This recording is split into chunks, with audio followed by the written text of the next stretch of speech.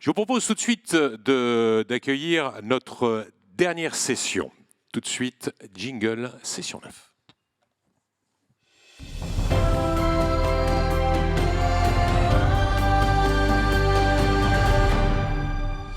Investir dans la paix par le sport pour le monde de demain. Et pour conduire cette dernière table ronde, c'est un plaisir justement d'inviter ici à mes côtés Noémie Claret qui va venir vous en parler. Merci sous vos applaudissements. Merci Noémie. Je la laisse intervenir et ensuite de ça, elle aura un premier invité. Bonjour à tous, chers membres du comité, chers présidents.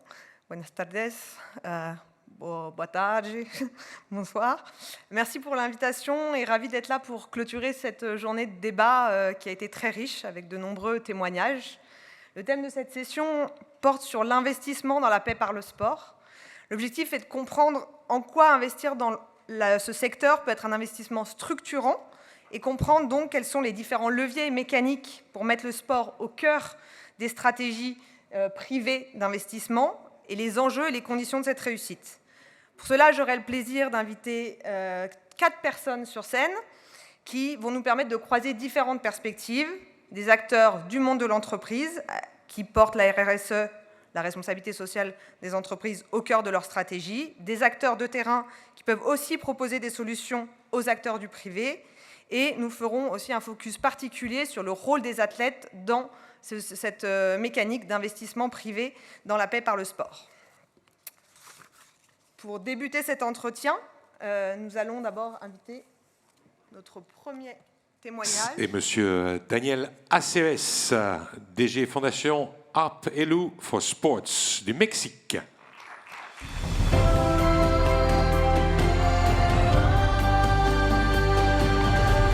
Eso es ser en espagnol. Je ne vais pas parler espagnol, je vais parler français, mais vous aurez les réponses en espagnol et la traduction dans votre petit appareil. Buenas tardes. Donc, vamos a entender un poco. Oh, non, pourquoi je parle espagnol du coup? Bon, bonjour, merci d'être là. Vous êtes le directeur général de la Fondation Haru Heves. Pouvez-vous nous expliquer exactement ce qu'est cette fondation, comment elle a été créée et dans quel but? Noemí, muchas gracias. Creo que es muy importante en estos tiempos pandémicos del COVID-19 asumir una experiencia que hemos tenido por parte de la Fundación Alfredo Harp Helú para el Deporte Capítulo México. Don Alfredo Harp Helú es un empresario mexicano, altruista e inversor social que desde hace 15 años, a sabiendas de los problemas que existen en temas de salud pública, ha generado un mecanismo en donde el deporte y la cultura física son de carácter transversal, es decir, se incorporan en el tema de la salud, de la educación, del bienestar social, de la economía, de la seguridad pública, pero también de la protección del medio ambiente. La Fundación Alfredo Harp Helú para el Deporte tiene en su acervo una serie de lineamientos que ya han sido comentados en este foro internacional. El adherirse a los Objetivos de Desarrollo Sostenible de la Organización de las Naciones Unidas, al Programa Mundial de Activación Física de la Organización Mundial de la Salud, pero también a sabiendas de que las enfermedades no transmisibles, como son la obesidad y el sobrepeso, la diabetes, la hipertensión, las cardiopatías y algunos tipos de cánceres, son prevenibles a través del deporte y la cultura física, sobre todo a través del reconocimiento del derecho humano al acceso al deporte y la cultura física. Hoy en día sabemos que una de las secuelas de la pandemia del COVID-19 no solo se da en el ámbito de aspectos físicos, sino también emocionales. Se calcula que hay un incremento de peso corporal entre 5 y 7 kilos per cápita a nivel internacional en estos 2 últimos años. Por eso es fundamental la activación física y la práctica del deporte en un ámbito en donde esta fundación promueve de manera trascendente la participación de niñas, niños, adolescentes y jóvenes, ya que sabemos que la prevalencia internacional es que el 58% a nivel mundial no realizan ninguna actividad física.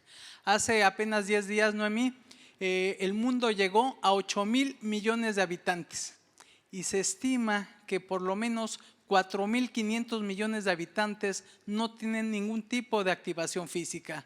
Y llevando al capítulo regional, continental y mundial, México es un país que enfrenta este tipo de problemáticas.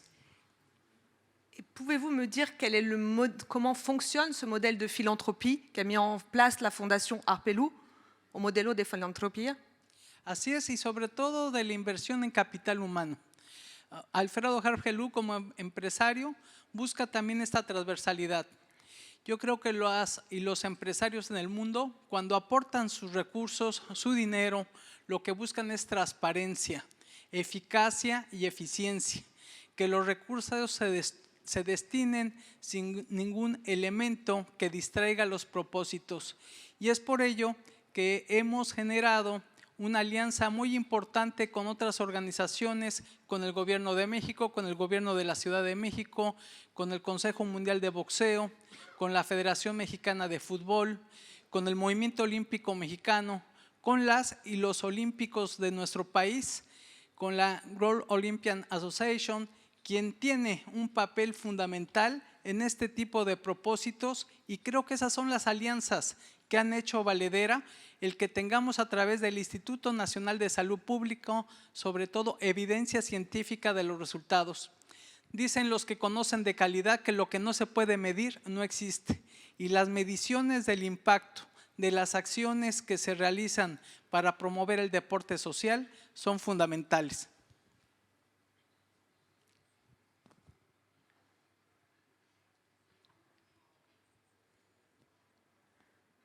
Merci. Et est-ce que vous pouvez nous expliquer comment vous travaillez avec les athlètes? ¿Trabajar con atletas como tú haces? Claro que sí. Hay un programa que se llama Semáforo Deportivo dentro de la Fundación Alfredo Harpelou para el Deporte, que tiene en su código cromático como el semáforo que todos conocemos para el tráfico vehicular, en donde el rojo significa alto a las adicciones, es decir, la prevención de las adicciones de drogas legales e ilegales. El amarillo se significa para generar una cultura de autocuidado de la salud, y el verde es ir adelante con una cultura cívica de la paz y de protección al medio ambiente. Aquí nosotros hemos nombrado embajadoras y embajadores del deporte social, a medallistas olímpicos, a olímpicas y olímpicos mexicanos, a campeonas y campeones mundiales de boxeo, a campeonas y campeones de diversas disciplinas, quienes son parte precisamente de la difusión de este tipo de actividades. En este plano, las y los olímpicos de México son parte de ese escenario, que asisten a las escuelas, que asisten a las fábricas, que asisten a las comunidades.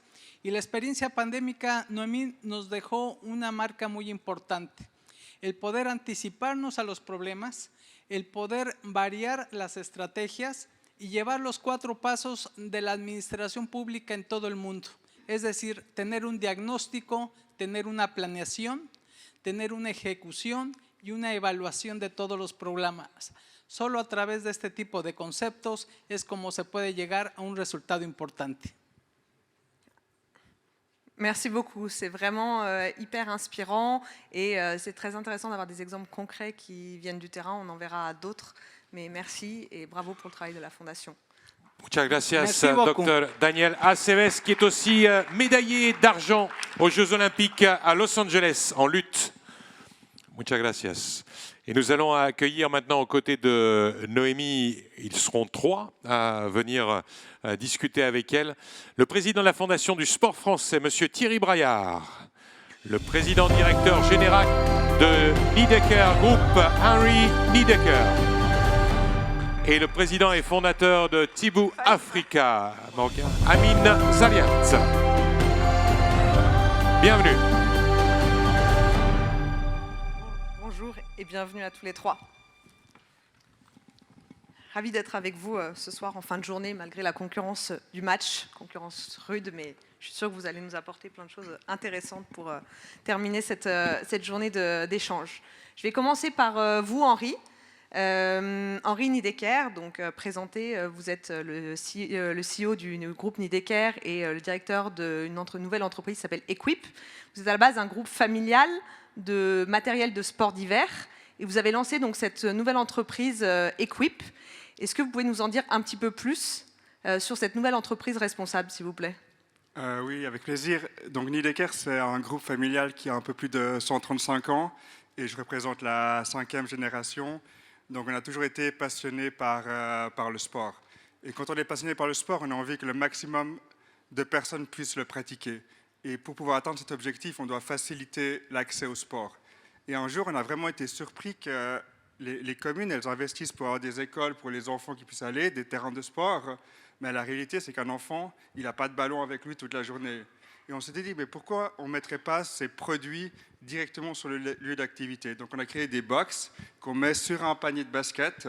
Et l'enfant, comme ça, il peut aller avec son téléphone, il prend le ballon, il peut jouer et puis le remettre. Et en fait, en faisant ça, on permet en fait l'accès au sport n'importe où, n'importe quand, n'importe quel sport, et ceci à travers le monde, car les box elles sont autonomes avec un panneau solaire. Ok, et du coup, clairement, vous facilitez l'accessibilité au sport. Et en quoi c'est vraiment une innovation responsable? On s'est très inspiré des objectifs de développement durable. On réduit les inégalités, on promouvoit l'égalité des genres. C'est pour la santé, c'est l'éducation, c'est le bien-être. Et grâce à des partenaires en privé, on a un partenariat avec Decathlon, où on permet de mettre des ballons justement à disposition gratuitement de la population, ou des collectivités ou des fonds de développement.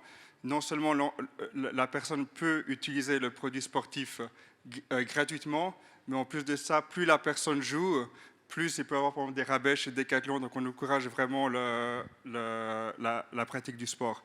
Et en fait, ce ballon-là, il devient en même temps le produit le plus écologique. Parce qu'un ballon, normalement, il est utilisé 2 heures par mois par un utilisateur. Un ballon dans un box Equip, il est utilisé 200 heures par mois. Donc au lieu d'en vendre 100 et d'en construire 100, on peut en produire que 1 et l'utiliser comme ça.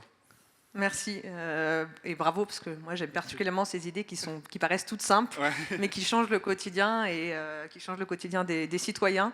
Je pense que M. Braillard sera sensible à ça en tant qu'ancien adjoint au sport et secrétaire d'État au sport en France. C'est vraiment des initiatives privées très intéressantes. Amine, vous êtes ici de votre côté un acteur de terrain et un vrai exemple de modèle de développement.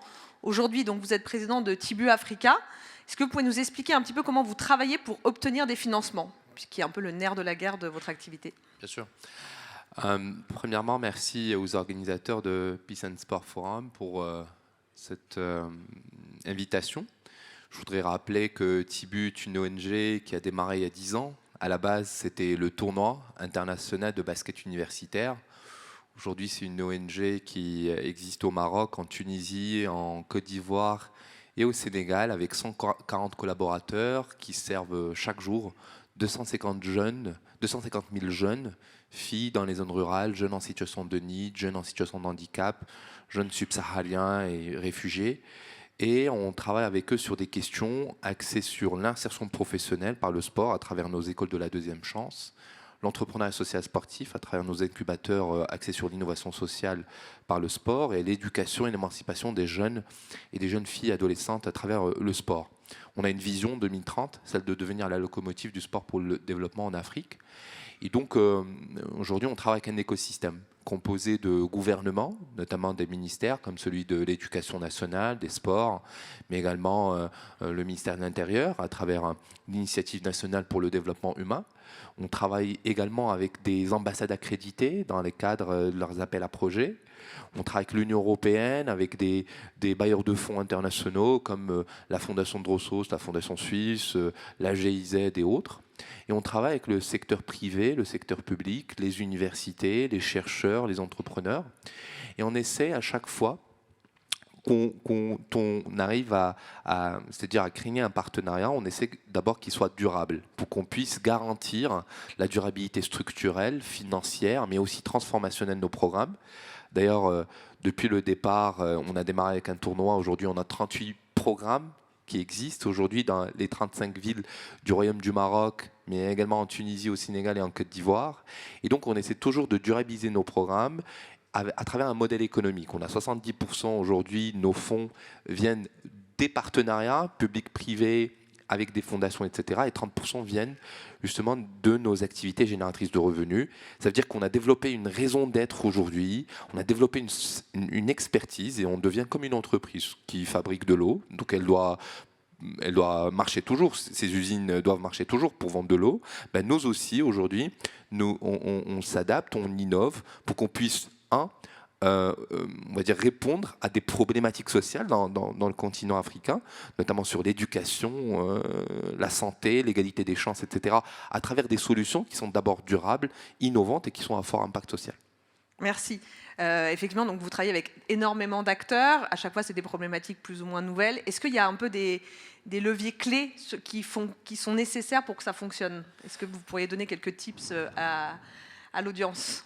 Alors, par exemple, je vais parler du Royaume du Maroc, où il y a 4 référentiels stratégiques importants. Le sport est un droit, parce que nous avons tous une constitution qui l'exige. 2, c'est une lettre de Sa Majesté le Roi qui montre en fait comment le sport peut être utilisé pour le développement. Le 3, c'est le NMD. On vient d'avoir un nouveau modèle de développement. Notre ONG a été cité comme modèle dans ce rapport du nouveau modèle de développement et qui explique comment le sport peut être en convergence avec les politiques publiques. Et en dernier, la composition de notre dernier gouvernement, où il y a le sport et l'éducation dans le même département. À côté, bien sûr, il y a des constats. Et aussi, heureusement, au Maroc, on a un secteur privé qui se développe, des banques, des assurances, le secteur de l'industrie, l'automobile, etc. Et puis, ils ont, la plupart de ces entreprises, ils ont une politique RSE. Et donc, il y en a celles qui sont focus sur l'éducation, sur l'insertion professionnelle, etc. Et donc, nous, comme j'ai dit, nous attaquons des problématiques, l'éducation, etc. Et on la mixe avec le sport pour créer des programmes à fort impact social. Par exemple, nous avons un partenariat avec les eaux minérales d'Aulmes qui permet aux jeunes filles adolescentes dans les zones rurales d'avoir accès au sport d'une manière régulière. Et aujourd'hui, ce partenariat permet justement à des milliers de jeunes filles d'avoir accès au sport d'une manière régulière. Ça permet leur réussite éducative. Ça permet aussi à ce qu'elles développent une estime de soi et un esprit de leadership. Mais également, la plupart des bénéficiaires, ce sont les filles des épiciers qui sont dans ces zones rurales. Et donc, ça permet une vraie proximité entre la marque, l'entreprise et l'épicier, qui est le distributeur des produits de cette entreprise. Et nous, ça nous permet justement de multiplier l'impact et de créer justement un écosystème qui, on va dire, agit au profit de la jeune fille adolescente. Ok, donc on voit que c'est vraiment tout un écosystème qui fonctionne ensemble pour une réussite assurée, en tout cas bien menée. Il y a un sujet particulier sur lequel j'aimerais qu'on puisse discuter, c'est la place des athlètes, et il y en a dans la salle. C'est quelque chose sur lequel Peace and Sport travaille beaucoup. Qu'est-ce que, Monsieur le Président, ou Monsieur l'ancien secrétaire, Monsieur le Ministre, vous pouvez nous dire sur le rôle des athlètes dans ces stratégies d'investissement et comment ils peuvent faire le lien entre le terrain et le monde des entreprises? Alors la Fondation du sport français, que j'ai l'honneur de présider, a différents programmes. Il y en a un qui pouvait et qui peut s'adresser au maire de Grigny qui nous a parlé tout à l'heure, qui s'appelle Soutiens ton club. C'est-à-dire qu'on peut décider, lorsqu'on est une entreprise ou lorsqu'on est un particulier, profiter des exonérations fiscales liées au mécénat et d'aller soutenir un club en particulier. Donc le club de foot, il en a parlé de Grigny. Vous pouvez tout à l'heure aller sur le site Soutiens ton club, et si ce club s'est inscrit, on peut lui verser directement un don. On a fait ce programme parce qu'on a pensé qu'aujourd'hui, il fallait absolument défendre le sport de proximité, défendre ce qu'on appelle ces petits clubs. Et le mot petit est péjoratif parce que ce sont souvent des actions sociales extrêmement importantes dans une ville. Et donc permettre le mécénat pour ces petits clubs, c'était un de nos programmes. Et le second programme, c'est le pacte de performance, c'est-à-dire permettre aux entreprises, en toute sécurité et en profitant là aussi du mécénat, de soutenir un sportif pendant sa saison, pendant sa carrière, jusqu'à l'objectif, avec ici aujourd'hui l'objectif qui est lié aux Jeux olympiques et paralympiques de Paris 2024. Donc l'entreprise verse à la fondation qui va reverser aux sportifs. L'entreprise va bénéficier du mécénat et le sportif, grâce à cela, va pouvoir vivre. Pourquoi je dis ça? Parce qu'une étude qu'on avait fait faire à l'époque, il y a maintenant 7 ans, montrait que sur les sportifs de haut niveau, plus de la moitié vivaient dans des conditions financières en deçà du seuil de pauvreté. Et la difficulté pour un sportif de haut niveau, c'est que lorsqu'il y a les Jeux, il a une exposition médiatique surdimensionnée, et puis 3 jours après, il retombe dans une sorte d'anonymat avec tout ce qui va avec, et notamment les difficultés financières. Donc grâce à ce pacte de performance, la Fondation permet, et grâce bien sûr au soutien financier des entreprises, la Fondation permet aux sportifs de haut niveau de s'enlever déjà un souci en moins, celui de la fin du mois, même si le soutien financier est limité à 20 000 € par an. Mais c'est quand même, j'allais dire, pour les sportifs, une bouée d'oxygène. Et on a aussi analysé que dans la performance, il y a parfois des imageries négatives qu'il faut enlever. Et le souci financier peut générer du négatif et aller altérer la performance. Voilà pourquoi on a aussi cette deuxième action. Merci. Et aujourd'hui, quel est le retour des entreprises qui, justement, contribuent à ce pacte de performance? Alors, on est dans du RSE, c'est-à-dire qu'on n'est pas dans du sponsoring, puisque souvent ces athlètes sont peu connus médiatiquement, mais on est vraiment dans de la communication interne, dans du RSE, et les entreprises sont très satisfaites. C'est pour ça qu'aujourd'hui, on vient de dépasser pour cette année le cap des 320 sportifs soutenus par des entreprises. Ok, très bien. De haut niveau. Donc inscrits sur les listes, il y a quand même des conditions, inscrits sur les listes des fédérations. Et c'est vrai que là, perspective, Jeux olympiques et paralympiques. Ok. Merci. Sur ces sujets-là, aujourd'hui, les entreprises se posent de plus en plus la question aussi de l'impact. Et donc, elles sont satisfaites, mais comment elles font pour savoir comment elles sont satisfaites? Donc, la mesure de l'impact est vraiment clé.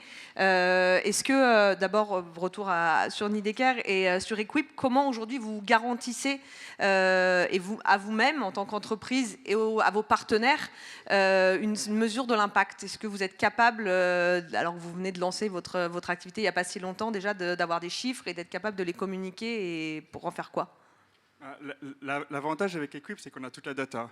C'est qu'on sait exactement sur une box combien d'heures un enfant a joué, on sait combien de temps il a passé, avec qui, à quelle heure, et c'est des heures en fait qu'une entreprise peut offrir à sa communauté.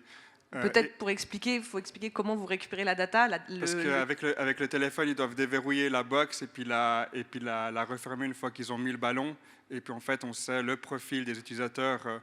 Et aujourd'hui, ce qui est impressionnant dans les statistiques, on a plus de femmes, par exemple, qui utilisent nos box que d'hommes.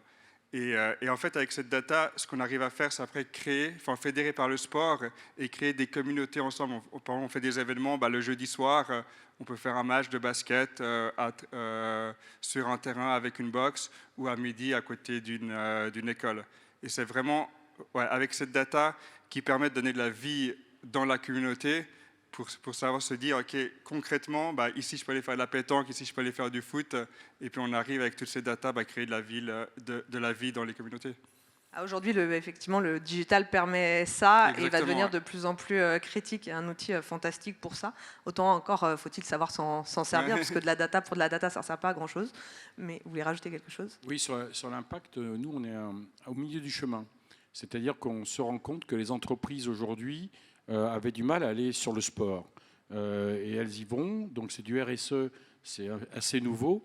Et ils ont parfois des difficultés à activer le partenariat. C'est-à-dire nous, on leur explique que c'est une histoire qu'ils doivent écrire avec le sportif, mais ils ont du mal à savoir comment l'utiliser, comment essayer de dynamiser ce partenariat. Donc c'est une difficulté et ça mérite beaucoup d'attention, du travail et de l'abnégation. Et de l'accompagnement aussi, parfois par des tierces organisations qui font ça, que ce soit en communication ou en mettant en place des programmes vraiment terrain intéressants.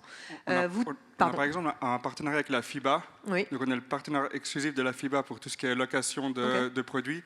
Et en fait, ils utilisent la data qu'on a pour savoir quel terrain, combien de fois il est utilisé, et puis l'état des terrains. En fait, l'utilisateur peut faire une photo du terrain pour envoyer à la FIBA, comme ça on a une idée des terrains de basket à travers l'Europe, par exemple. Okay. Donc c'est de la data qui est concrètement utilisée. Très intéressant. En fait, moi, j'aimerais partager une sorte de best practice. Comment aujourd'hui on arrive à aussi faire intéresser les entreprises, mais pas forcément avec, on va dire, un engagement financier. Au Maroc, on a à peu près 1,5 million de jeunes en situation de NEET, ça veut dire qu'ils sont ni à l'école, ni à l'emploi, ni en stage. Okay. Et on leur propose un programme axé sur l'école de la deuxième chance, nouvelle génération orientée métier du sport, où il y a un concept où il y a le sport, l'école et l'entreprise. Ça veut dire que ce sont des sportifs qui sont médaillés africains, méditerranéens, au niveau national, etc. Et donc, qui n'ont pas pu continuer le sport jusqu'au bout, mais aussi l'école. Et donc, ils reviennent au banc de l'école à travers des modules axés sur les métiers du sport, les langues, les outils Microsoft, le leadership, l'entrepreneuriat, etc. Et en parallèle, ils font des expériences professionnelles. Ils passent des expériences professionnelles dans le monde d'entreprise. C'est-à-dire qu'on a créé une alliance qui s'appelle l'Alliance de l'emploi par le sport, où il y a une 60aine d'entreprises aujourd'hui, comme du Decathlon, comme Lacoste, comme Nike, comme les salles de sport, etc. etc. Et donc, ces entreprises aujourd'hui préfèrent aujourd'hui de suivre des jeunes qui étaient en précarité et qui aujourd'hui sont en train de développer leurs compétences techniques, comportementales et entrepreneuriales à travers un programme bien organisé.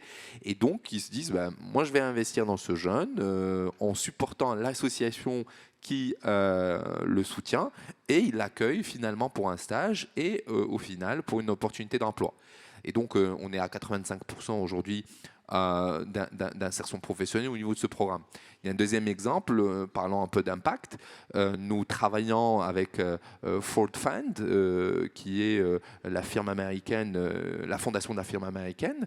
Et aujourd'hui, pour qu'ils puissent mesurer l'impact des programmes, ils ont un système, c'est-à-dire qu'ils ne font même pas organiser une réunion avec leur directrice RSE ou leur directeur général, etc. Ils ont un système et donc il faut mettre toutes les données sur le système, et puis le système il fait justement, il calcule tout ça, et puis après ils vous disent est-ce que vous êtes éligible de passer à un autre projet ou pas. Et donc ce sont aussi des méthodes que j'invite peut-être les autres entreprises à développer pour faciliter cette levée de fonds, des fois qui dépend des agendas, qui dépend aussi des budgets, qui dépend aussi de est-ce qu'il faut tester cette association ou pas. Là-dessus, effectivement, sur la modèle de mesure de l'impact, il y a plein de débats, il n'y a pas un modèle unique, c'est compliqué, mais c'est important qu'il y ait des standards quand même qui se développent de plus en plus, je pense, parce que pour rationaliser justement les démarches des entreprises et rationaliser aussi votre travail sur le terrain, d'essayer de le tangibiliser au maximum. Donc les entreprises souvent ont plus de moyens financiers, humains, technologiques pour développer ces modèles que vous, parce que vous n'avez pas forcément les ressources nécessaires sur le terrain, mais donc je trouve aussi que c'est assez important que les entreprises investissent là-dessus quand elles investissent sur le terrain. Il faut qu'elles aient aussi les outils qui serviront, et ce sera un partenariat win-win encore plus quand on est capable de traquer tout ça. Oui. D'ailleurs, il y a un modèle aussi innovant, Peace and Sport, qui a développé l'application et le programme Peacemakers, qu'aujourd'hui qui est utilisé par Tibu dans notre pays, mais aussi une dizaine d'organisations l'utilisent. Et ça permet justement aux coachs d'utiliser cette application qui est rapide, qui est intelligente et qui lui permet aussi de prendre des décisions. Bien sûr. Donc ce sont des choses, le digital et les nouvelles technologies peuvent servir justement à innover et aussi à créer un impact beaucoup plus fort et durable. Je n'ai pas exactement le temps, mais je pense que c'est bon. On va peut-être ouvrir aux questions, mais continuez Ok. et on pourra ouvrir aux questions dans la salle. D'accord, très bien. Qu'est-ce que vous croyez aujourd'hui qu'il faut faire pour rassurer les potentiels investisseurs? Quels sont les vecteurs de confiance? Qu'est-ce que vous racontez quand vous allez voir des investisseurs potentiels pour les séduire? Alors, moi, franchement, j'utilise plus ni PowerPoint, ni rien du tout, ni dossier, tout ça. Moi, je fais les field visits. C'est-à-dire, je les invite à venir sur place et voilà, échanger avec les bénéficiaires, voir qu'ils voient un peu ce qu'on fait, qu'ils vont dans les quartiers là où les bénéficiaires vivent, habitent. Et donc, c'est ce qu'on fait. C'est-à-dire, les field visits, c'est important parce que bon, les emails, les présentations, etc., c'est bien, ça renforce, il y a une traçabilité, etc. Mais je me dis que les field visits, il y a plus d'impact et c'est-à-dire il connaît qu'est-ce que le sport pour le développement, il sait qu'est-ce que le sport pour l'éducation, etc. Parce que quand même, ce sont des termes qui sont nouveaux, il faut beaucoup de pédagogie et sur place, c'est plus facile. Très bien, c'est ce qui marche le mieux en général, d'aller voir concrètement. Peut-être dernière question avant de donner la parole à la salle. Thierry, est-ce que vous pourriez nous dire si selon vous ce qu'apporte un athlète au monde de l'entreprise aujourd'hui et pourquoi une entreprise devrait faire appel à un athlète? Alors, avant de répondre à votre question, Oui. je vais répondre à une question que vous ne m'avez pas posée. Ah, pardon. C'est si les entreprises, et c'est un peu le thème de notre, Oui. de notre séance, de notre session, doivent aller vers le sport, Oui. il faut aussi que les sportifs aillent vers les entreprises. Exactement. Et là, je veux couper un peu à un vieux principe que certains coachs ont, c'est de dire, quand tu fais ta carrière, tu ne te consacres qu'à ta carrière. C'est une erreur fondamentale, parce qu'à la fin de carrière, déjà, c'est quelque chose de très dur pour un sportif. Et si en plus, il n'a pas préparé son avenir, sa reconversion, c'est la double peine et il sombre souvent dans des difficultés matérielles et psychologiques importantes. Donc, il faut quand même casser ça et dire que le sportif, pendant sa carrière, peut très bien aller faire des stages en entreprise, peut très bien se former en entreprise et donc peut très bien avoir des rapports avec l'entreprise. Qu'est-ce qu'il peut apporter à l'entreprise? J'allais dire, il apporte son génie, son talent, sa personnalité, sa spécificité. Et après, c'est à l'entreprise à utiliser les qualités. Par exemple, je sais qu'il y a une entreprise, il se disait, voilà, on a des cadres, comment peut être le jour J, comment peut-on être le meilleur le jour J? C'est un sportif de haut niveau qui va vous donner ses propres méthodes pour dire, voilà, moi, le jour de l'événement, je dois être au top. Tout à fait. C'est des coachs internes. Non, et c'est intéressant parce que le sportif vient chercher quelque chose, mais effectivement, il apporte aussi. Et on parlait de démarche RSE. Aujourd'hui, les entreprises sont sur de l'inclusion. Et effectivement, cette inclusion, elle passe par l'ouverture vers d'autres publics. Les sportifs de haut niveau qui ont parfois pas fait d'études, mais qui vont le rattraper de plus en plus en fond, mais doivent arrêter ou mettre un peu de côté. C'est important aussi qu'ils trouvent un intérêt à rejoindre l'entreprise et que l'entreprise soit accueillante dans ce cadre-là. Voilà. Merci. Vous savez, on va faire un peu d'interactivité avec la salle. Si quelqu'un a envie de poser une question, est-ce que... Moi, j'ai une question. Il y a combien? 0-0 à la mi-temps. 0-0 à la mi-temps, so for those who want to know. So it's Neil. Neil, who wants to ask a question? Avant qu'on fasse une conclusion. S'il y a une question, je ne vois pas. Non. Okay. La lumière. Pas de questions. Donc ça a été très complet. Non, il n'y aura pas de questions. En un mot, peut-être une petite conclusion, un peu sur... voilà, Noémie, je te laisse diriger ça, une petite conclusion de chacun. Merci à vous 3 et 4 avec Monsieur Aceves. Clairement, les bénéfices sont nombreux pour les entreprises au niveau de l'investissement pour la paix par le sport. Et on l'a vu, c'est pas seulement pour des retours financiers, c'est aussi des retours en termes d'image, des retours en termes d'engagement des salariés, de coaching des salariés et de diversité. Donc ça peut être un vrai investissement structurant si tant est que ça soit bien fait et qu'il y ait des leviers bien mis en forme. Ce qui est important aujourd'hui, et je pense qu'il faut retenir, c'est vraiment cette mesure de l'impact. Comme je l'ai dit, c'est pas forcément très évident aujourd'hui de mesurer, mais c'est important d'essayer de le faire et les entreprises peuvent aider, les grandes organisations type Peace and Sport aussi, les acteurs terrain, eux, feront toujours l'ajustement pour que ça soit le reflet de ce qui se passe sur le terrain, mais c'est important que dès le départ, dans la collaboration et dans les partenariats qui sont noués, il y ait cette réflexion sur la mesure de l'impact, et ces mesures peuvent être à la fois justement sur des dimensions commerciales, des dimensions d'image, avec des vrais proof points de communication.